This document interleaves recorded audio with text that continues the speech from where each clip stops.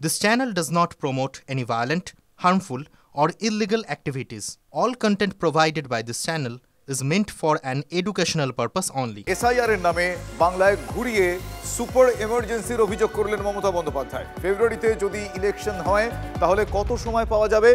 রাজ্য সরকার যাতে কাজ করতে না পারে সেজন্য ঘুরিয়ে 3 মাস সুপার এমার্জেন্সি করেছে। ইলেকশন কমিশন এখনো সব ফর্ম দেয়নি। দুটো করে কপি দেওয়ার কথা একটা করে দিয়েছে। 2 মাসে SIR সম্পূর্ণ করা সম্ভব নয়। নোটবন্দির মতো মানুষকে SIR বন্দি করা হচ্ছে, মানুষের অধিকারকে তালাবন্দি করা হচ্ছে। আমি মনে করি এখনই এটা স্থগিত করা উচিত। ঠিক এভাবেই আক্রমণ করলেন মুখ্যমন্ত্রী মমতা বন্দ্যোপাধ্যায়। 2 মাসে SIR সম্পূর্ণ করা সম্ভব নয়। বিজেপির কথায় গায়ের জোরে SIR করছে কমিশন। ভোটে জিততে পারে না, তাই এটা একটা ঘোট।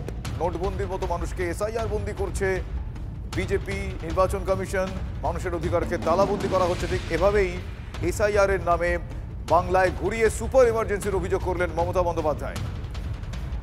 এর মধ্যে SIR সম্পূর্ণ করা সম্ভব নয়। এটা গায়ের জোরে বিজেপির কথা মতো করা হচ্ছে এবং সেই জন্য 2 বছর সময় নিয়ে করা হোক। এটা গায়ের জোরে ভোটে জিততে পারে না, তাই এটা একটা ঘোট করে, এটা নোটবন্দির মতো মানুষকে SIR বন্দি করে রেখে, তালা দিয়ে রেখে তার অধিকারকে এরা গায়ের জোরে ভাবছে মানে পগার পার হবে। ফেব্রুয়ারিতে যদি ইলেকশন ডিক্লেয়ার হয় তখন টাইম পেলেন কদিন? এই 3 মাস গভর্নমেন্ট যাতে কাজ করতে না পারে সেই জন্য আপনারা ঘুরিয়ে সুপার এমার্জেন্সি করেছেন, অফিসারদের আটকে রেখেছেন এই কাজে। ইলেকশন কমিশন স্টেটের থেকে আমি যেটা শুনেছি ফর্ম সব দেয়নি, এখনও কোটি কোটি লোক ফর্ম পায়নি। আমি এখনও মনে করি এটা স্টে হয়ে যাওয়া উচিত। অনলি ফর এসেই পৌঁছায়নি, তার কারণ ওগুলো বিজেপি পার্টি অফিসে রেখে দিয়েছে। সরি টু সে, 2টো করে কপি দেওয়ার কথা, একটা কপি দিয়েছে, মানে deliberate attempt to malign the people. আপনাদের শোনালাম মুখ্যমন্ত্রী মমতা বন্দ্যোপাধ্যায় তিনি ঠিক কিভাবে কি অভিযোগ করেছেন। এই মুহূর্তে আমার সঙ্গে টেলিফোন লাইনে রয়েছেন বিজেপি নেতা শঙ্কর ঘোষ। শঙ্করবাবু, মুখ্যমন্ত্রীর এই মন্তব্যের প্রতিক্রিয়া দিতে গিয়ে কি বলবেন? প্রথমেই আমি বলবো যে আমাদের সম্মানীয় মুখ্যমন্ত্রীর মানসিক সুস্থতাটাও এখন কিন্তু খুব সন্দেহের জায়গায় দাঁড়িয়ে রয়েছে।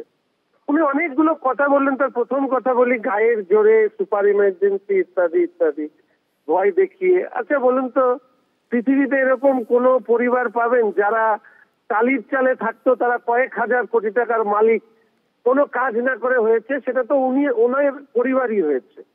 এবার আসি দ্বিতীয়ত, বলছেন যে সময়, তো আমি শুধু আপনাকে বলি যে 2002 সালে এর আগের বার যখন SIR হয়েছিল সেই সময় আমরা রাজ্যে অনেক STD বুথ দেখতাম। এখন সারা রাজ্যে আনাচে কানাচে খুললেও STD বুথ খুঁজে পাবেন না।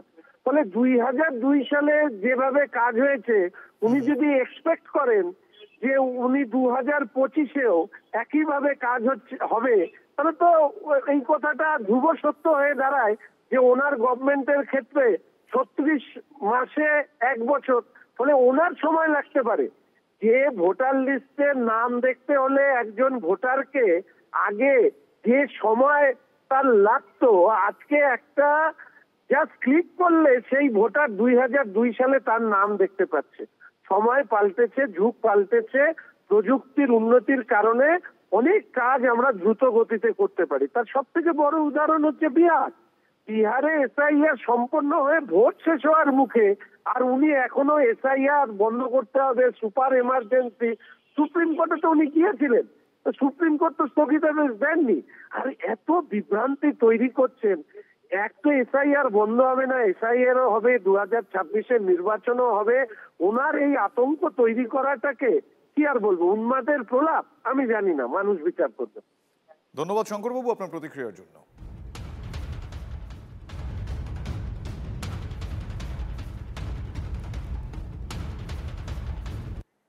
এসআইআর করতে না দিলে ভোট হবে না, আর ভোট না হলে 5ই মে থেকে এমনিতেই রাষ্ট্রপতি শাসন জারি হয়ে যাবে, এমনটা এর আগে বলেছিলেন শুভেন্দু অধিকারী।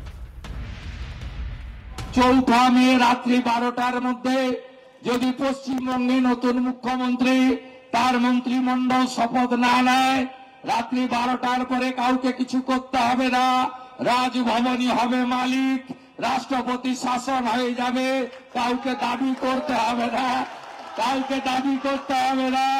তাহলে আপনার কি নো এসআইআর নো ইলেকশন, আর রাষ্ট্রপতি শাসন হলে সিপিএম তো তাও টিকে আছে 2-4টে লোক,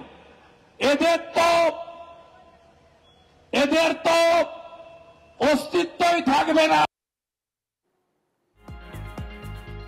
নরেন্দ্র মোদী চান শিল্প করিডর, বিরোধীরা চায় অনুপ্রবেশ করিডর। সাসারামে প্রচারে গিয়ে অনুপ্রবেশ নিয়ে চড়া সুরে বিরোধীদের বিঁধলেন অমিত শাহ। অনুপ্রবেশকারীদের ভোট ব্যাংক বানিয়েছে বিরোধীরা, খুঁজে খুঁজে বের করে তাড়াবো হুঙ্কার দিলেন কেন্দ্রীয় স্বরাষ্ট্রমন্ত্রী। उन्होंने घुसपैठियों को अपनी वोट बैंक बनाया है। हमें नहीं चाहिए घुसपैठिए के वोट। उन्होंने घुसपैठिया कॉरिडोर बनाना चाहते हैं, और नरेंद्र मोदी जी इंडस्ट्रियल कॉरिडोर बनाना चाहते हैं। इंडस्ट्रियल कॉरिडोर बनाना। सासाराम की भूमि पर से कहकर जाता हूं, बिहार और देश से एक एक घुसपैठिए को चुन चुन कर हम निकालने का काम करें।